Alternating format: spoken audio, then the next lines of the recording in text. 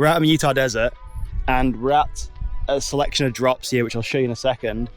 Today we're doing a bit of coaching with my good friend Ryan Rodriguez, who is a pro mountain biker, freerider, bike coach. He's probably the only person I would trust when it comes to learning new features and having like a formula or a recipe for progressing.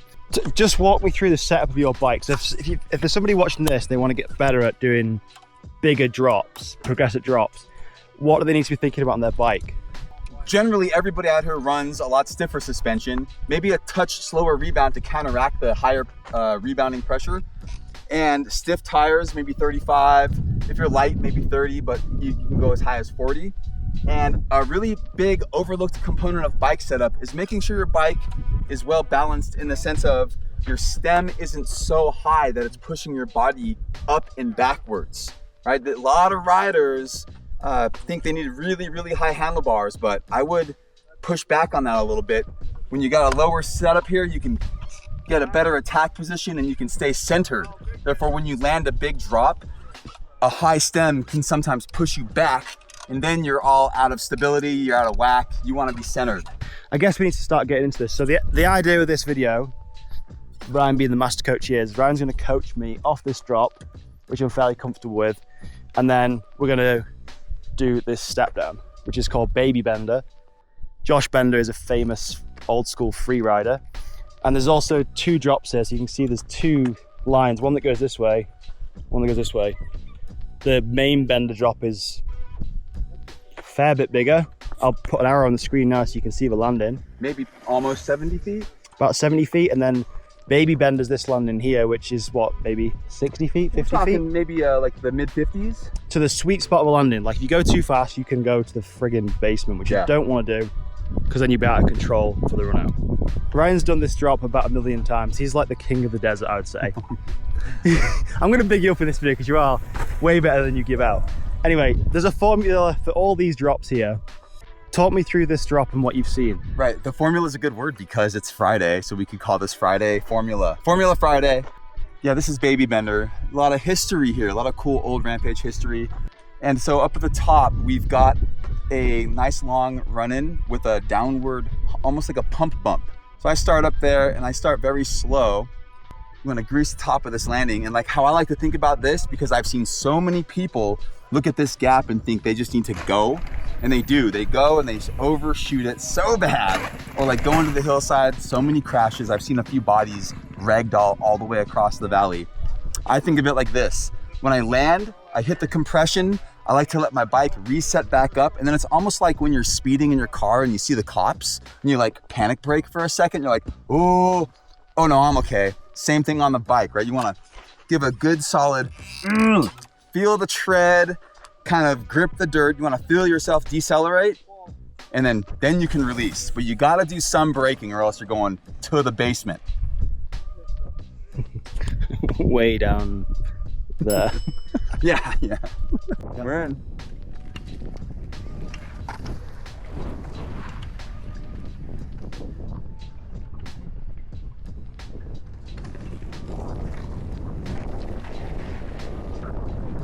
Oh, first run of the day. Let's go.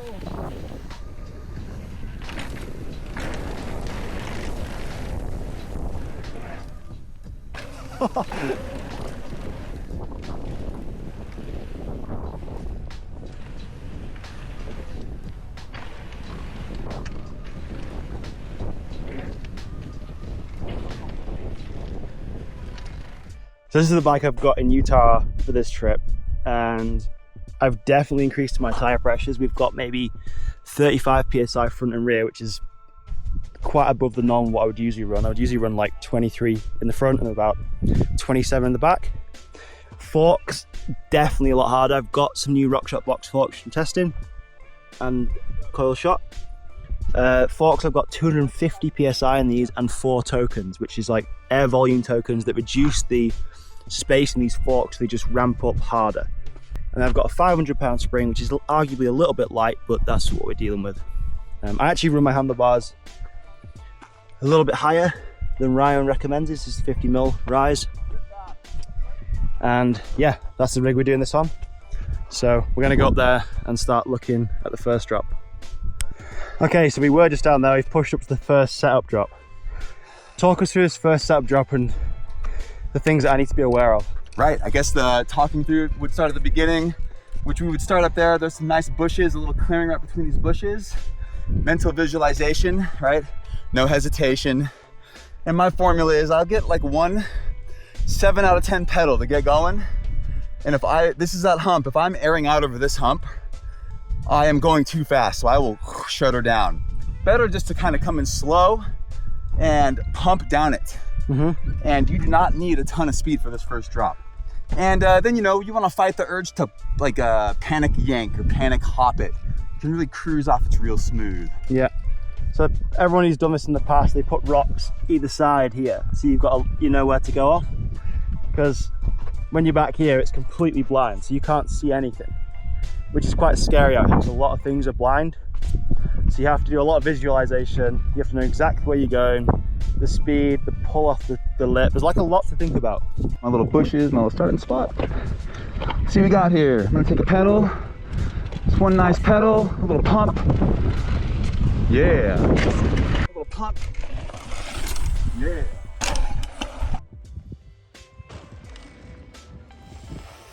Yeah. Try not to skid up the next lip, right? Use that front brake real well. Right. Yeah. Let's go. Right on. Oh, he's going fast. Oh, he's going fast. Yeah. Yeah. And then. So now we've just stopped here. Between the setup drop and the bigger drop, what do I need to be thinking about? You want to land real smooth.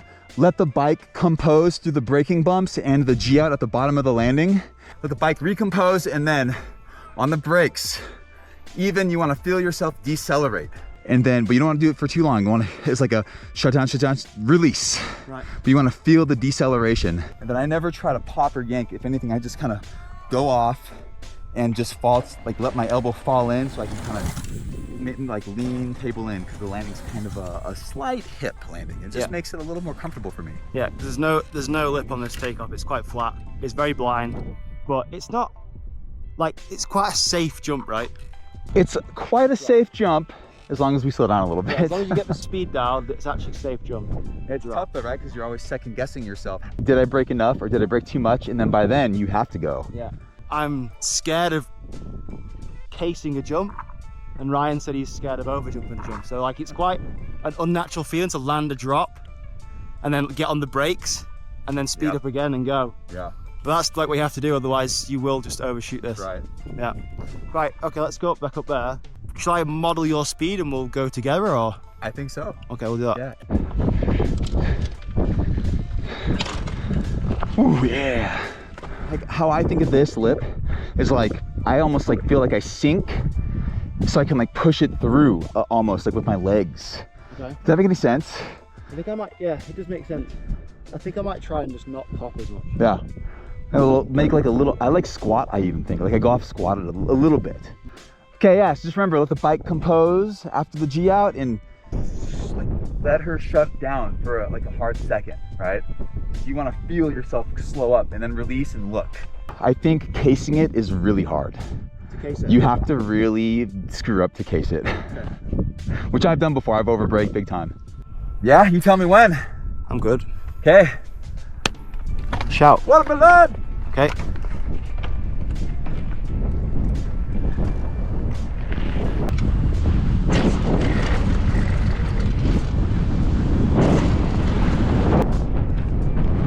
Great.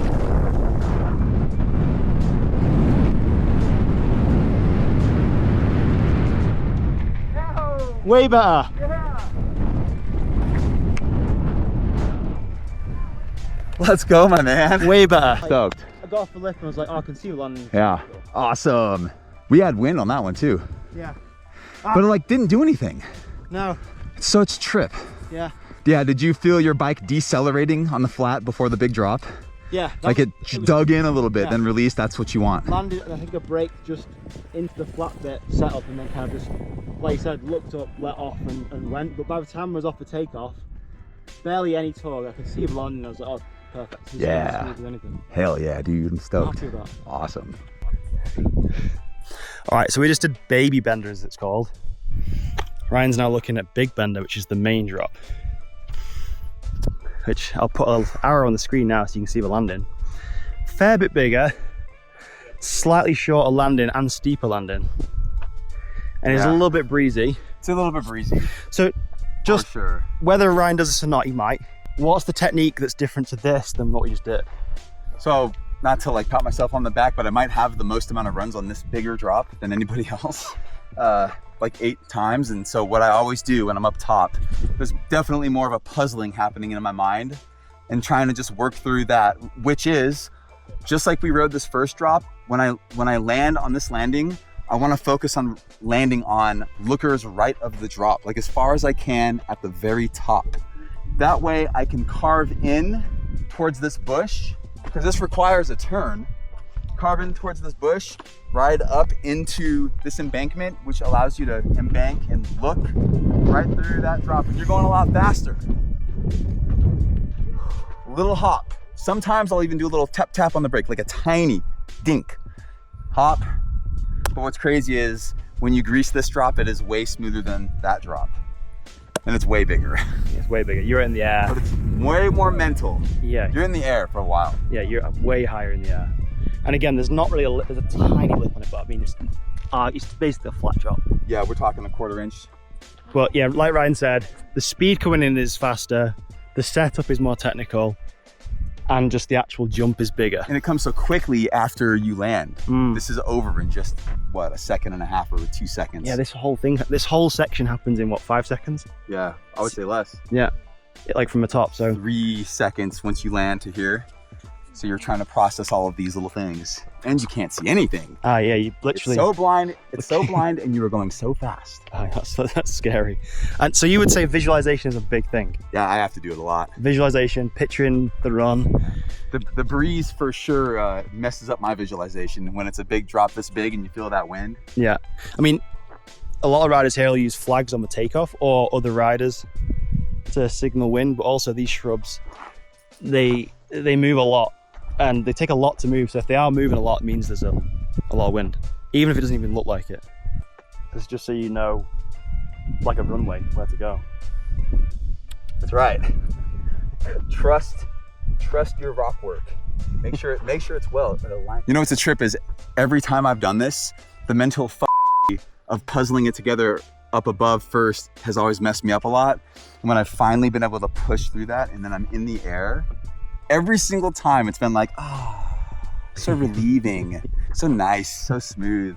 You're just up there. It's Trip. it's a trip. Tell me about these goggles, just quickly. I've given you a new set of goggles. These are my older goggles. These are my old Apex goggles. I just throw them around the truck with no case, but on a bright day like this, I just pop out my clear lens and I'll throw in a bit of a lens with a bit of a tint right there, right over my broken glasses. Talk me through the BMX. It's what? Talk me through your BMX. Oh, it's a Swamp Master. They pretty much come like this. Oh, it comes. 20 inch. You actually haven't done this yourself. It comes. No, this is a complete bike.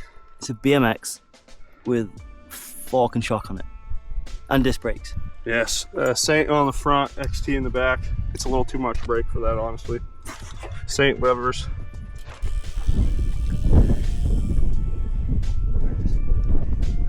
You done this one? Last year I did it, but I did it all the time. Last year it was like my warm-up drop. Now I'm nervous.